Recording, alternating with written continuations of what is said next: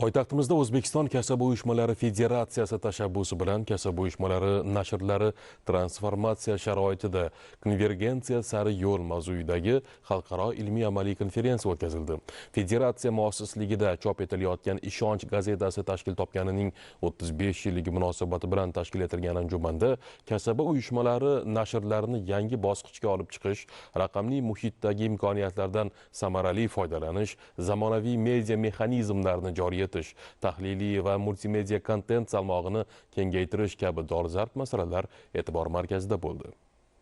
Anjumanni O'zbekiston Kasaba uyushmalari Federatsiyasi raisi Qudratilla Rafiqov ochib berdi va bugun mamlakatimizda prezidentimiz tashabbusi bilan so'z va axborot erkinligi, ochiqlik, jamoatchilik bilan muloqot, inson qadrini ulug'lash kabi tamoyillar asosida amalga oshirilayotgan tub islohotlar va ularning natijalarini alohida qayd etdi. Xalqaro ilmiy-amaliy konferensiyada O'zbekiston Respublikasi Prezidenti Administratsiyasi Kommunikatsiyalar departamenti rahbari, Prezident matbuot kotibi Sherzod Asadov, Oliy Majlis palatalari vakillari, turli davlat va jamoat tashkilotlari mas'ullari, markaziy nashrlar muharrirlari, taniqli jurnalistlar, soha olimlari, tadqiqotchilar, shuningdek Qozog'iston, Qirg'iz Respublikasi, Tojikiston, Ozarbayjon va Turkiya kasaba uyushmalari tizimidagi nashrlar hamda media va kommunikatsiyalar ommaviy axborot vositalari bilan ishlash sektorlari rahbar va mutaxassislari ishtirok etdilar. Prezidentimiz o'tgan yili O'zbekiston kasaba uyushmalari faollari bilan bo'lib o'tgan tarixiy uchrashuvda axborot kommunikatsiyalari shiddat bilan rivojlanib borayotgan hozirgi davrda eng katta auditoriyaga ega bo'lgan kasaba uyushmalari nashrlari mehnat munosabatlarida qonuniylikni ta'minlashga oid axborotlarni jamoatchilikka birinchilardan bo'lib yetkazib berish zarurligini alohida ta'kidlagandi. Mazkur xalqaro anjuman ushbu tashabbusning amaliy ifodasidir. Turli soha xodimlarining ijtimoiy, iqtisodiy manfaatlari va mehnat sohasidagi huquqlarini himoya qiluvchi kasaba uyushmalari nashrlari, Ishonch hamda Ishonch Daveriya gazetalari mehnat va ijtimoiy huquqlarini himoya qilish, mehnatkashlarning dardi, orzu intilishi va jamiyatdagi o'rnini ifoda etishda o'ziga xos minbar vazifasini o'tamoqda.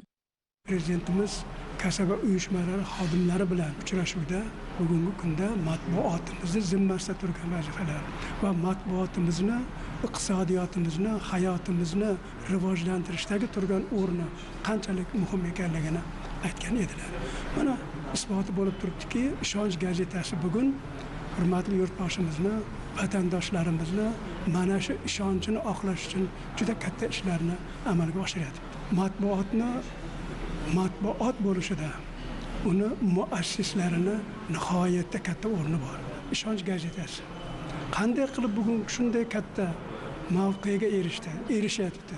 Qanday qilib har yili bir yillik faoliyati bilan bog'liq kitoblarini alohida darslik sifatida tarixga muhrlab qo'yapti? Chunki bular hamma tomonidan to'kis. Bularda bitta tashvishi bor, yaxshi yozish tashvishi.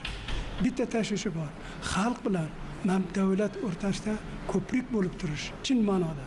Bu oson gap emas, lekin shuni Ishonch gazetasini ijodiy jamoasi sharaf bilan bajaryapti. Meni imonim komil.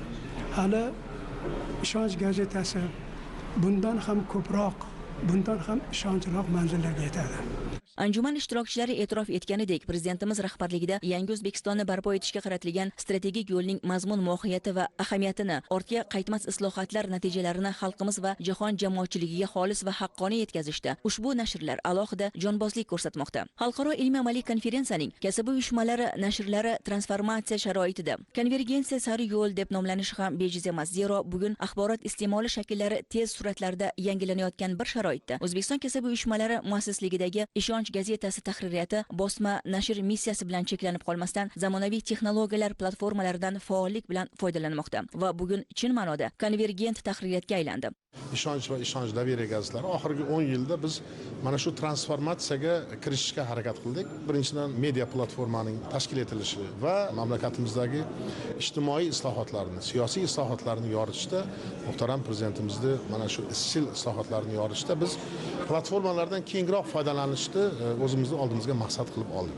Bu albatta ma'lum ma'noda konvergentlashish jarayonini boshlab berdi. Medianing bosma nashrlardan boshqa barcha platformalarda ham biz o'zimizni kuchimizni sinab ko'ryapmiz. Va ba'zi bir xil kontentlarimiz markaziy televideniya kanallarida ham efirga berilyapti. Shu bilan birga mana shu YouTube'dagi o'zimizning kanalimizda 2 milliondan ko'p ko'ruvchiga ega bo'lgan kontentlarimiz paydo bo'ldi. Hozir mana shu davrga moslashishga majburmiz. Bu nafaqat gazeta bosma nashrlar, balkim barcha ommaviy axborot vositalariga tegishli soha bo'lgani uchun qiziqish katta bo'lyapti va shu ma'noda konferensiyamiz ilmiy amaliy maqomga ega bo'lyapti. Руководством нашего многоуважаемого президента. Hurmatli prezidentimiz rahbarligida biz yangi O'zbekistonni qurmoqdamiz. Yangi O'zbekistonda yangi universal ommaviy axborot vositalarini rivojlantirish kerak. Shu ma'noda Ishonch gazetasi bugungi kunda Kasaba uyushmasi nashridan milliy gazetaga aylandi. Gazeta ko'p qirrali bo'lib bormoqda, ya'ni u barcha sohalar ichiga kirib borib, universal gazetaga aylanyapti. Ya'ni konvergent jarayonlar davom etmoqda.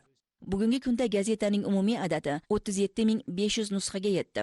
Ijtimoiy tarmoqlardagi umumiy auditoriyasi esa 250.000 kishiga yaqinlashmoqda. Bu tahririyat ijodiy mahsulotlari barqaror auditoriyaga egaligi va ta'sir doirasi yanada kengayib borayotganidan dalolat beradi. Последняя трансформация и реформы, происходящие в Узбекистане, очень радуют нас. O'zbekistonda yuz berayotgan so'nggi transformatsiya va islohotlar bizni qo'shni sifatida juda xursand qiladi. Chunki O'zbekiston Respublikasi prezidenti Shavkat Mirziyoyev mamlakatingizning butun dunyoda o'z o'rniga ega bo'lishi uchun bor kuch-g'ayratini ishga solmoqda va bu o'z ijobiy samarasini bermoqda. Prezidentingiz jurnalistika rivojiga alohida e'tibor qaratayotgani va uni qo'llab-quvvatlayotgani juda quvonarlidir. Bugun biz Ishonch gazetasining 35 yilligiga bag'ishlangan ajoyib anjumanda ishtirok etyapmiz. O'zbek hamkasblarimiz qanday muvaffaqiyatlarga erishganini ko'rish men uchun juda quvonarli. Biz ham o'z tajribamiz bilan o'rtoqlashish, o'zimizning konvergent tariximiz, amalga oshirayotgan raqamlashtirish ishlarimiz haqida o'rtoqlashdik. Aytishim kerakki, Ishonch nomi o'zini to'la oqlamoqda. Chunki yildan yilga gazetaning auditoriyasi o'sib, adadi ortib bormoqda. Gazeta shunchaki kasaba uyushmasi nashri bo'lib qolmay, ijtimoiy siyosiy nashrga aylandi. Anjumanda tahririyatda faoliyat yuritgan faxriy jurnalistlar va hozirda ham dolzarb va xalqchil mavzularda qalam tebratib kelayotgan faol ijodkorlar, O'zbekiston kasaba uyushmalari federatsiyasi faxriy yorliqlari, O'zbekiston kasaba uyushmalari laureati va ehtirom ko'krak nishonlari bilan mukofotlandi. Anjuman doirasida o'zining fidoyi mehnati, tashabbus va izlanishlari bilan soha rivojiga munosib hissa qo'shib kelayotgan bir guruh jurnalistlar, faxriylar, xorijiy kasaba uyushmalari, media markazlari vakillari ham munosib rag'batlantirildi.